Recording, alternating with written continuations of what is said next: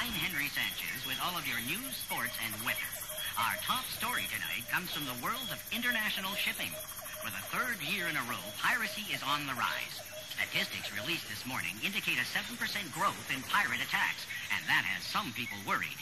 With more on this story, here's Will Fukimori. Thank you, Henry. The world of international piracy is not a glamorous one. This isn't about peg legs and parrots, and there are no buried treasures. Instead, highly organized gangs of pirates are attacking shipping all around the globe, and ships are vanishing without a trace.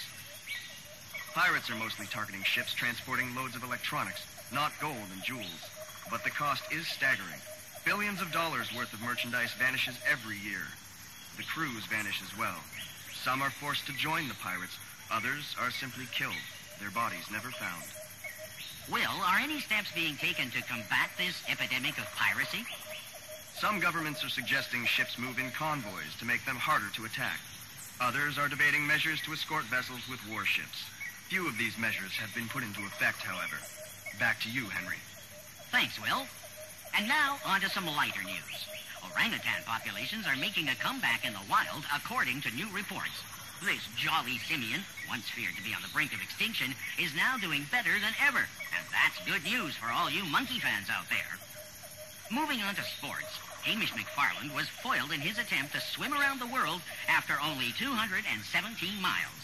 Apparently, his shark-proof cage developed a technical problem and sank, nearly taking Mr. McFarland with it to the bottom of the ocean.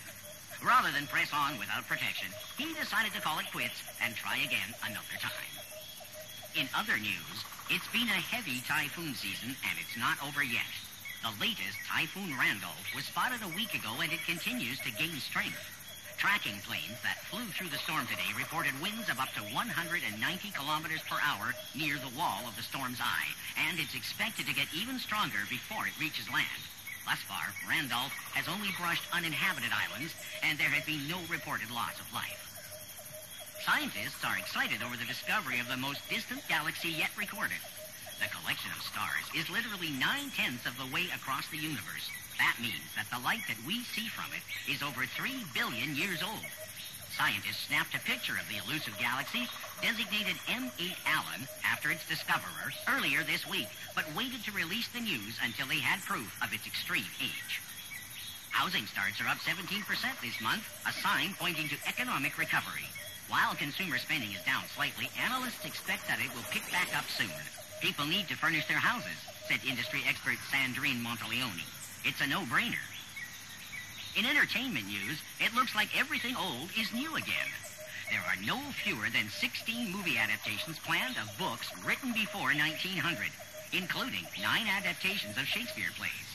Among those slated to be turned into big-budget spectaculars, Coriolanus, the play that originated the term a cast of thousands.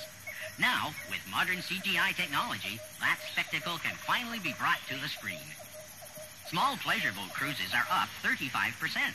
More and more people are finding it a relaxing getaway to rent small boats instead of traveling on giant cruise ships. Travel industry analyst Lucian Hay warns that tourists need to be careful hiring a boat captain. There have been instances, he warns, where unscrupulous captains abandon their passengers on deserted islands. It's much safer to go on a big cruise ship. Retro is in. Way retro. In the past, fashion houses have looked to the 90s, the 80s, and even the 40s for their cues. Now it looks like several famous designers are going all the way and taking a page out of medieval handbooks for their designs. Flowing gowns, tights for men, and capes are all the rage on the runways. Scabbards are the hot new accessory, but for men only. Women are wearing butterfly hats with veils. Expect to see these fashions in stores near you soon.